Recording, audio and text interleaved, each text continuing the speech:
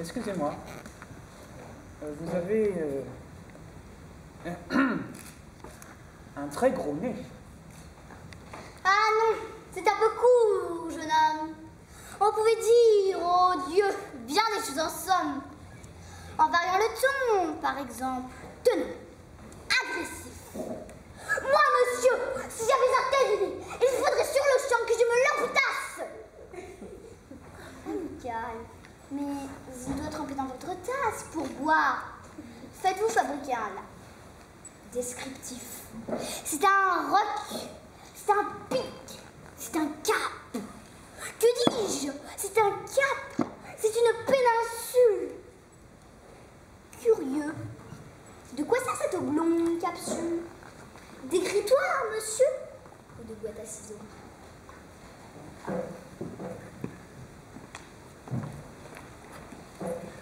Veillez, s'était dit Cécile, en effaçant la buée qui s'était formée sur son miroir. Aussi, de bon matin,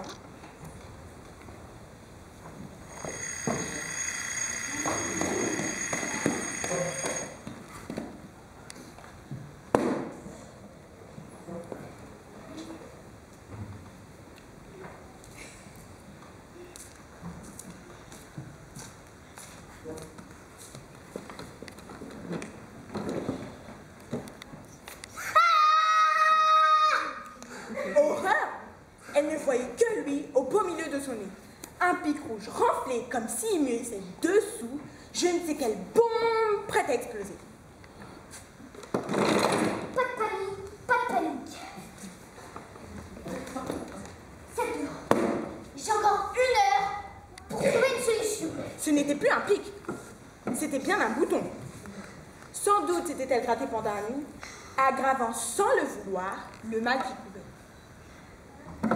Jamais de la vie je pourrais aller au collège avec une verrue pareille sur le pif. C'est une gorge. Je sais déjà Véronique, Sylvie et cette stupide Adèle la mortadelle. Elles vont voir ça du premier coup d'œil.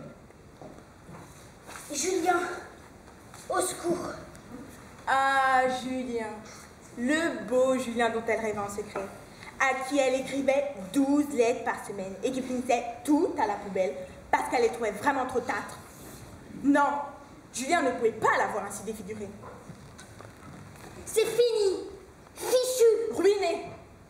Tous ses beaux rêves, ses baisers sous le porte-cochère, ses ciné-câlins, ses promenades romantiques en moto, qu'elle s'était 1000 fois imaginées. Elle songea à se pendre, là, au beau milieu de sa chambre, au lustre en plastique. Le fond de teint, le fond de teint marron.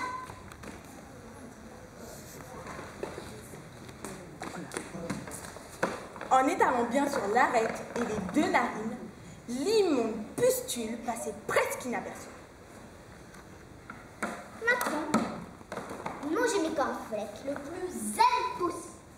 Sinon, dès que je passerai la porte du balcon, je vais devenir rouge tomate et la grande vérole va se douter de quelque chose.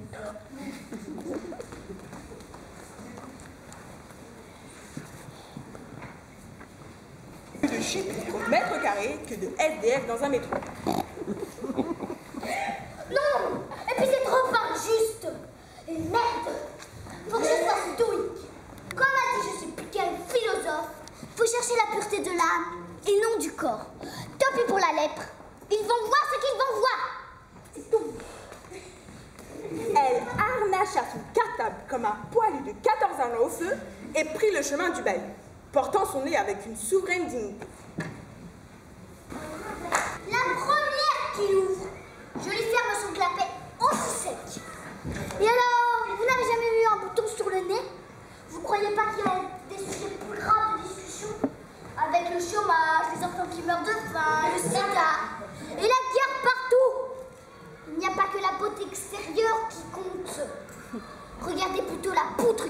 frame au lieu de voir la paille qui est sur mon nez. Et top, ça, c'est bien, ouais.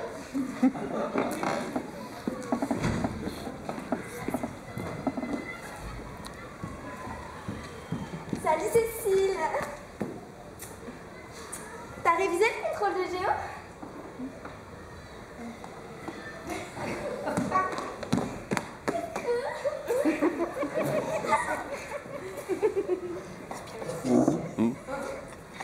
Vous avez vu le dernier épisode des Amoureux du Lagon Bleu hier à 6h? C'était géant. Et Jason, le petit frisé du feuilleton de 6 heures, il est mignon tout plein.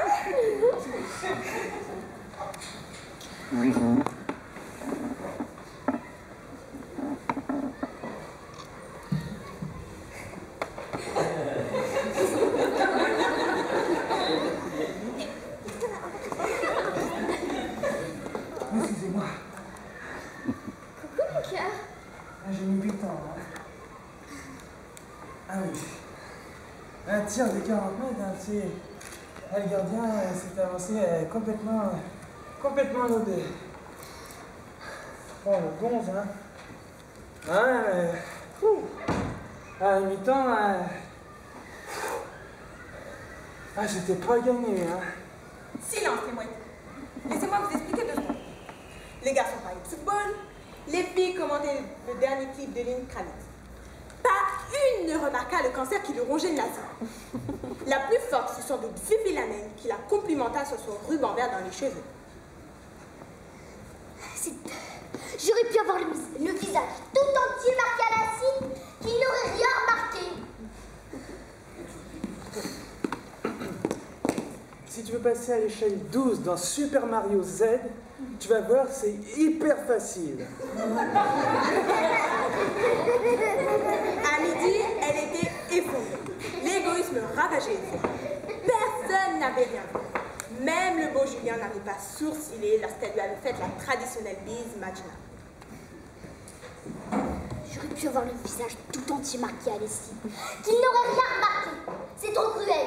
Personne ne m'aime. Le monde était terriblement égoïste. Personne ne faisait attention à personne. Toutes les valeurs humaines avaient disparu et la Terre nageait dans un océan d'indifférence. Cécile resta postée 10 bonnes minutes sur son lit, qu'on fut même à 2 doigts d'appeler les pompiers, tant les larmes avaient débordé sur le carrelage et provoqué un raz de chagrin.